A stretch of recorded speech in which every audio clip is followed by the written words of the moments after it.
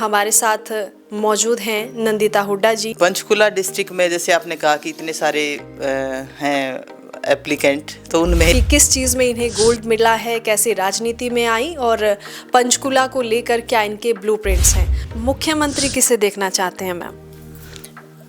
देखो हाँ ये नमस्कार, आपके साथ मैं हूं नीलम सूर्या और आप देख रहे हैं चैनल 4 ट्राई सिटी।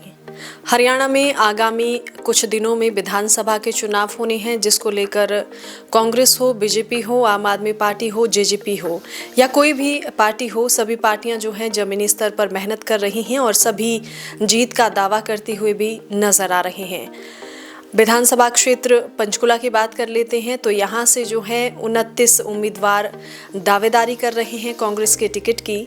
उन्हीं में से एक हमारे साथ मौजूद हैं नंदिता हुड्डा जी। इनसे बातचीत करेंगे हम और जानेंगे कि क्या कुछ रणनीति है कांग्रेस की विधानसभा चुनावों के लिए, और इनसे ये भी जानेंगे कि राजनीति का इनका सफ़र कैसे शुरू हुआ और कैसे ये राजनीति में आई। और दूसरी एक और बात आपको बता दें कि ये गोल्ड मेडलिस्ट भी हैं, तो इनसे कई सारी चर्चाएं हम आज करेंगे कि किस चीज़ में इन्हें गोल्ड मिला है, कैसे राजनीति में आई और पंचकुला को लेकर क्या इनके ब्लूप्रिंट्स हैं। मैम, सबसे पहले तो बहुत बहुत स्वागत आपका। थैंक यू सो मच, बहुत बहुत धन्यवाद। ठीक है, किस तरह से राजनीति में आई, कैसे आपकी शुरुआत हुई? क्योंकि जिस तरह से हम देख रहे थे काफ़ी चीज़ें आपकी हमने देखा, भारत जोड़ो यात्रा हो या बहुत सी चीज़ें, आपने सामाजिक कार्य भी बहुत से किए हैं, बड़ी चीज़ें हमने देखी आपके बारे में। कैसे शुरुआत हुई राजनीतिक जीवन की और कैसे स्टडी वगैरह आपकी रही है, इन चीज़ों के बारे में? मैं पहले जो एनजीओ के साथ एसोसिएटेड रही और मैंने पंजाब पुलिस में भी मैंने काम किया है। बेसिकली मेरा बर्थ प्लेस हरियाणा में है। हरियाणा में मैं पली बड़ी, वहीं की मेरी शिक्षा है और शादी के बाद हम यहाँ चंडीगढ़ आ गए हैं और पंचकुला में भी हमारा काम है। और पंचकुला डिस्ट्रिक्ट में जैसे आपने कहा कि इतने सारे हैं एप्लीकेंट, तो उनमें एक मैं हूँ। तो पंचकुला में मैंने एनजीओ के माध्यम से काफ़ी काम किया है, कई साल काम किया है। तकरीबन हर गांव में हमने कैंप लगाए हैं, एजुकेशन अवेयरनेस, हेल्थ अवेयरनेस को लेके वोकेशनल ट्रेनिंग हमने कराई हैं। तो हमने बहुत महिलाओं को ट्रेनिंग भी दी है।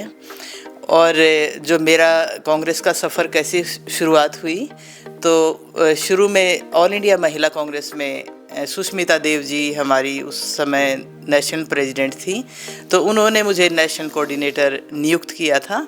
उसके बाद मुझे सेक्रेटरी बनाया गया। मैं को इंचार्ज रही राजस्थान में, छत्तीसगढ़ में, और अपना जो नेशनल टीम से जहाँ भी हमें भेजा जाता है वहाँ पर जो हमें ड्यूटी दी, एक कार्यकर्ता की तरह मैंने उसको निभाया है। यूपी में भी मैं को इंचार्ज रही, तो यूपी के करीब 38 डिस्ट्रिक्ट्स में मैंने मीटिंग करी हुई है। जब हम पार्टी के काम से निकलते हैं, एक बार निकले तो हम 15 दिन में आएंगे, 10 दिन में आएंगे, 20 दिन में आएंगे, मैंने नहीं देखा।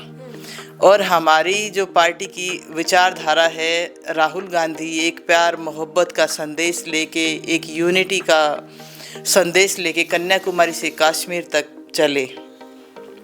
तो मेरा सौभाग्य है कि मुझे उस यात्रा में भी उनके साथ चलने का मौका मिला और हमारे नेता को हमने बहुत करीब से देखा, इतनी मेहनत करते हुए देखा कि हम यात्रा करके 14 किलोमीटर सुबह के टाइम चलते थे, हम बैठ जाते थे, पर वो दिन भर लोगों से मिलते थे।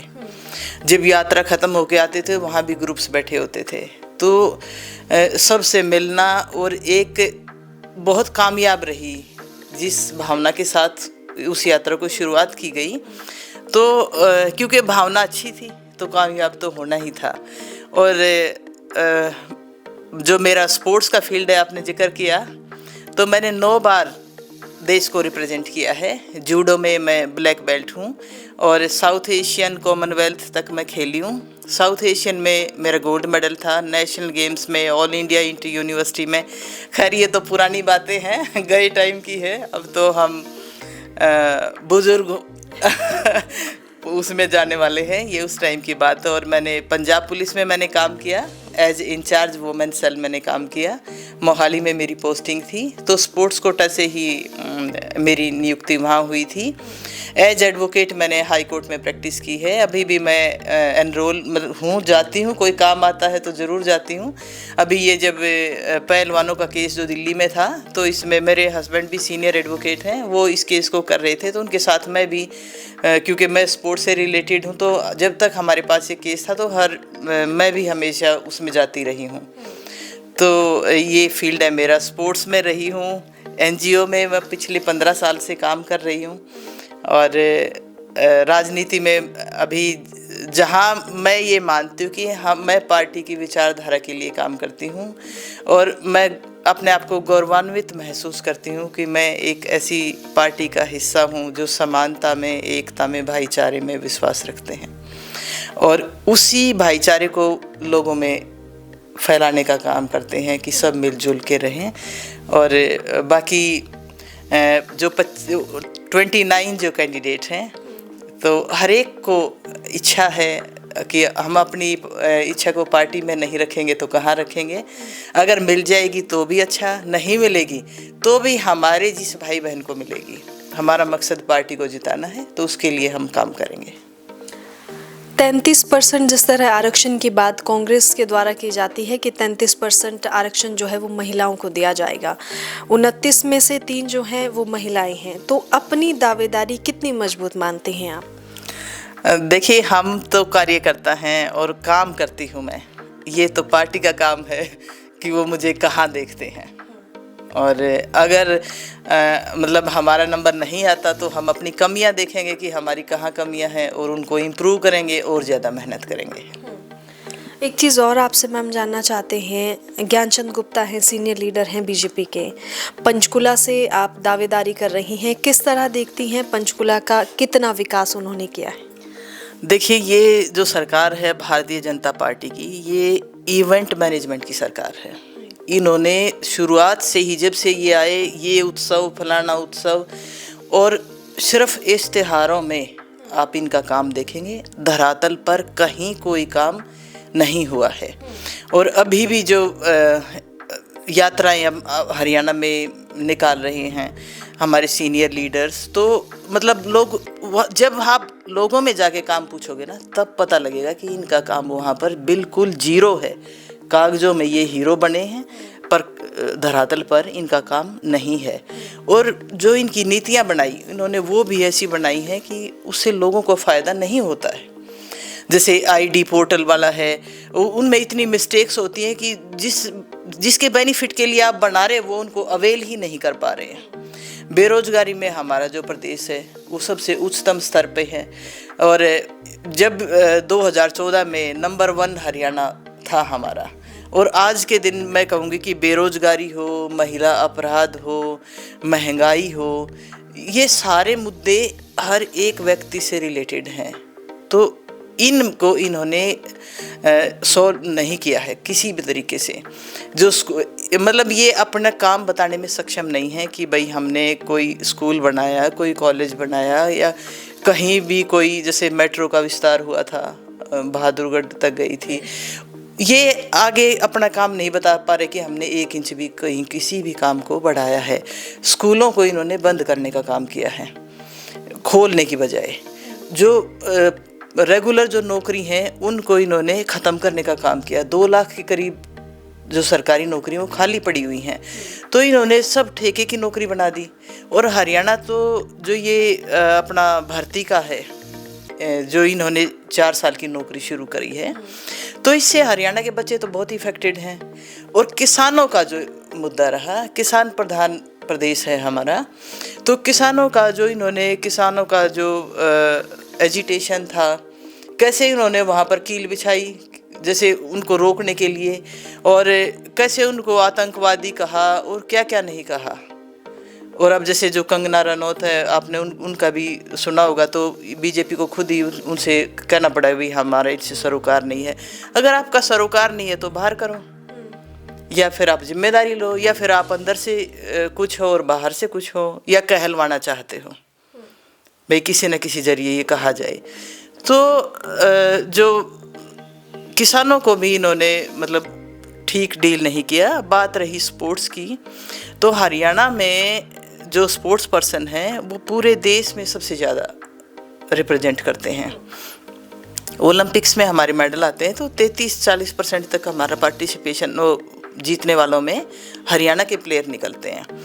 और जब हरियाणा के प्लेयर्स की बात आई तो उनको कैसे घसीटा जा रहा था वहाँ पर, कैसे उन लड़कियों को जब वो बैठी थी वहाँ पर रात के समय उनके जो बिस्तरे तक वहाँ से उठा ले गए थे, और कैसे जिस दिन संसद का उद्घाटन हुआ उसी दिन उन लड़कियों को वहाँ पर कैसे घसीटा जा रहा था। हमारा बीइंग ए प्लेयर मुझे बहुत दुख हुआ कि जब हम बाहर जाके जीतते हैं कोई मेडल, जब हमारे देश का झंडा ऊपर जाता है और एक आदमी के कारण गया है, मैंने भी वो फीलिंग ली है कि हम मेरे कारण मेरे देश का झंडा नेशनल एंथम बजती है, तो वो फीलिंग के बाद और वही बच्चे आके उनको सड़कों पर पुलिस घसीटे तो उनके मन पे क्या बीतेगी। तो इन्होंने किसान हो, स्टूडेंट्स हो, महिलाएं हो और कोई भी कर्मचारी वर्ग हो, हर वर्ग रोड पे उतर के लाठियां खाने का काम करा है। इन्होंने हर वर्ग को लाठी मारी है, चाहे वो सरपंच हो चाहे टीचर हो, मतलब देखो। तो इसका जो जवाब है वो अब की बार लोग इनको इस चुनाव में देंगे और ये बिल्कुल क्लियर है कि हरियाणा में कांग्रेस की सरकार बनेगी। जिस तरह मैम ने हमें बताया कि हरियाणा में कांग्रेस की सरकार बनेगी, मैम से ही जानते हैं कि अगर हरियाणा में कांग्रेस की सरकार बनेगी, मुख्यमंत्री किसे देखना चाहते हैं मैम? देखो हाँ ये है ना, किसे देखना चाहते हैं? देखो मुख्यमंत्री जैसे हमारे हुड्डा साहब को पूछो तो वो भी कहते हैं कि ऊपर से ही जो हाई कमांड है वो तय करते हैं, और हमारे जितने भी सीनियर लीडर जो चाहते हैं कि भाई हम मुख्यमंत्री बनेंगे तो उनका जवाब यही होता है। तो हम अपनी इच्छा ये है कि हमारे लिए जो भी बनेंगे वो ही हमारे लिए सम्माननीय है। और ये सवाल थोड़ा सा टेढ़ा ही है। आपने जिस तरह से 29 उम्मीदवारों ने दावेदारी करी है, भविष्य में अगर कांग्रेस पार्टी की तरफ से आपको टिकट मिलती है तो क्या ब्लूप्रिंट रहेंगे मैम पंचकुला के लिए खासकर?